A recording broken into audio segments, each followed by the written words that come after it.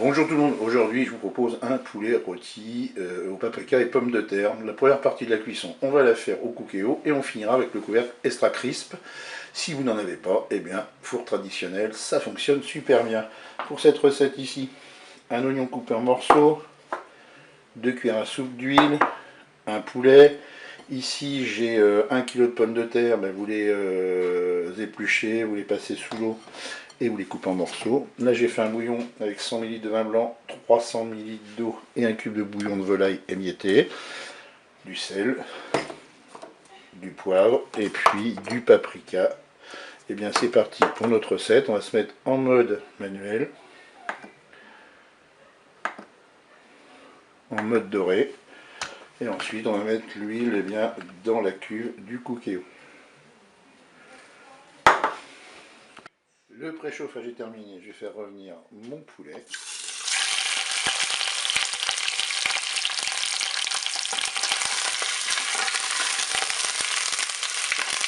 Je suis à 2 minutes de fonction dorée, je vais ajouter mes oignons.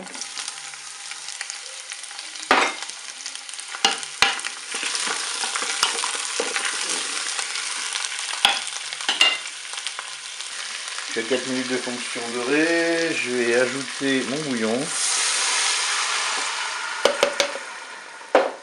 Je vais mettre mon paprika. Je vais mettre un petit peu de poivre. Pour le sel, j'attendrai le moment de déguster. Et maintenant, on va programmer une première cuisson. On va arrêter la fonction dorée. On va se mettre en cuisson sous pression ou cuisson rapide. Et là, j'ai programmé 30 minutes de cuisson.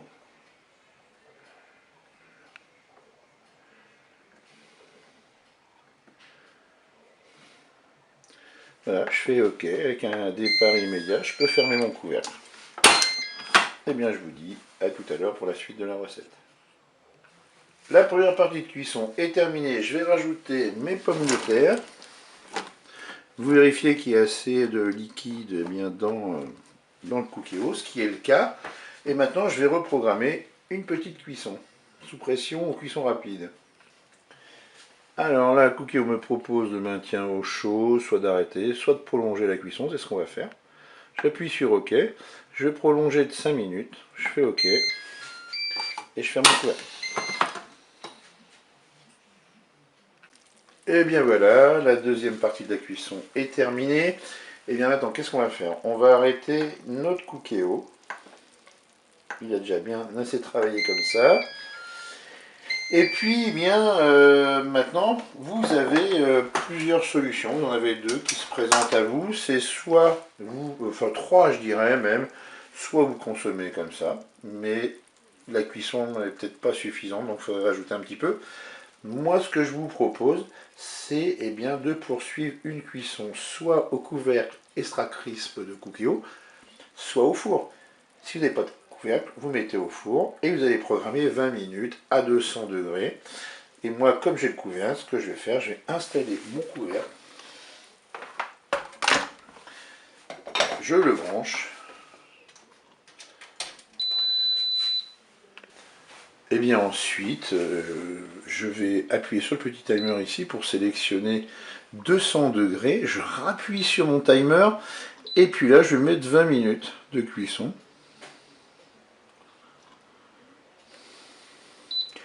Et puis, je vérifierai la cuisson toutes les 10 minutes pour voir ce que ça donne.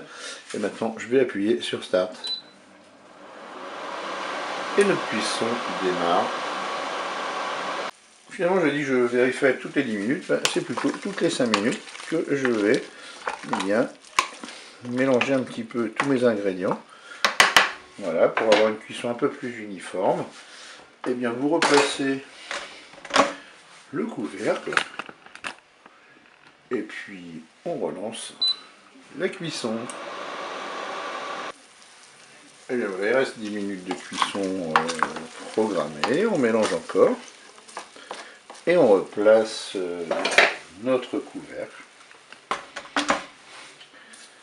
Et on va ensuite poursuivre la cuisson en appuyant sur Start.